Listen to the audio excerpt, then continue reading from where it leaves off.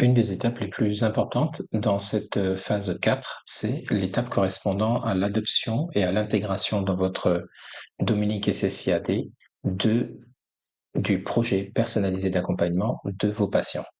Donc, point très important dans cette étape, c'est que l'atteinte de la mise en place d'une adoption et de l'intégration d'un PPA dans votre établissement permet de valider 2 cibles d'usage sur 5. Voyons voir quelles sont les étapes qu'il va vous falloir passer à l'intérieur de cette phase 4 et de cette étape d'adoption. Donc, il y a plusieurs étapes qui partent en fait d'un prérequis de base. Il faut, pour pouvoir démarrer ces étapes, que vous ayez connecté Dominique au service socle INS de qualification de l'INS et DMP d'envoi depuis Dominique vers le DMP du patient. Tant que vous n'avez pas donc validé l'étape précédente, c'est-à-dire la connexion de Dominique SSIAD à l'INS et au DMP, vous ne pouvez pas démarrer cette étape d'intégration d'un modèle de PPA. Pourquoi? Parce que votre PPA a besoin d'être déposé dans la GED et de partir dans le DMP. Et pour ça, il faut que la qualification de votre patient soit OK.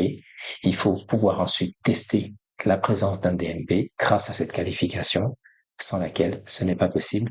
Et pour pouvoir envoyer dans le DMP, il faut que les services socles aient été connectés pour le transfert vers le DMP. Donc, une fois que ces prérequis sont opérationnels, il va falloir que vous fassiez un choix qui peut prendre deux formes.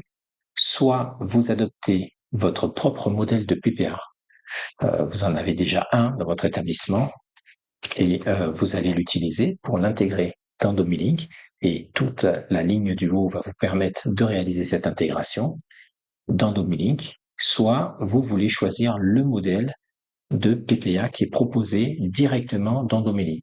Et dans ce cas-là, vous adopterez la ligne du bas pour pouvoir comprendre comment configurer ce modèle et comment l'utiliser pour pouvoir générer un PPA pour l'ensemble de vos patients. Une fois que ça sera fait, il y aura une dernière étape qui est commune aux deux choix possibles, c'est le transfert de la GED vers le DMP. Donc, ce que je vous recommande pour ma part, c'est de bien regarder les différentes étapes avant de vous lancer dans l'idée de choisir votre propre modèle ou celui d'utiliser le modèle intégré dans Dominique. Donc, quelles sont les étapes concernant le choix de votre propre modèle? Dans un premier temps, il va falloir qu'en interne, vous vous mettiez d'accord sur le contenu du modèle de PPA que vous voulez adopter.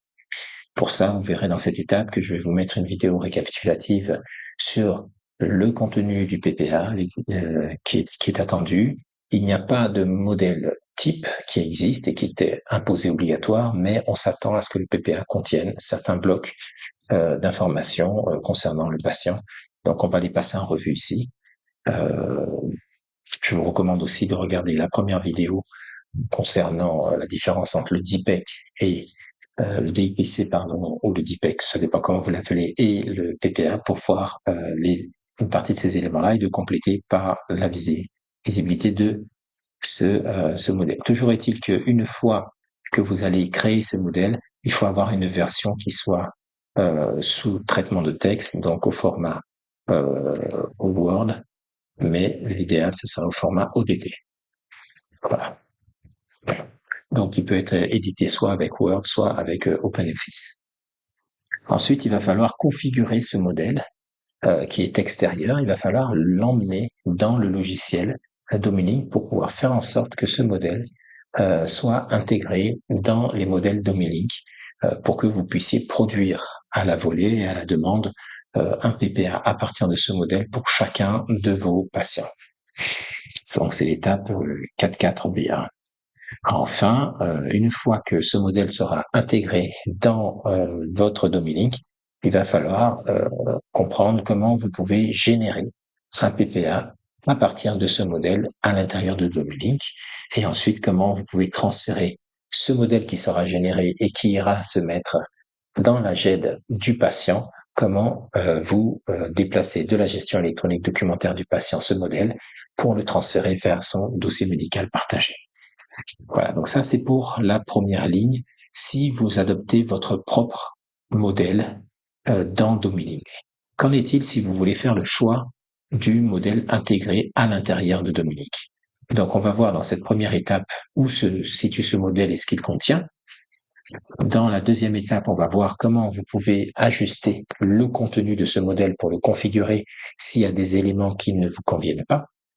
Et dans l'étape 44C2, on va voir comment vous pouvez, du coup, à partir de ce modèle Dominique, générer un PPA depuis le dossier du patient et comment ce PPA ensuite apparaît dans sa GED. Et enfin, là, vous pourrez regarder comment transférer ensuite depuis la GED ce PPA vers le dossier médical partagé du patient. Voilà ce qui nous attend dans ces différentes étapes de l'étape 4.4, l'intégration d'un modèle de PPA et son adoption pour votre SIAN.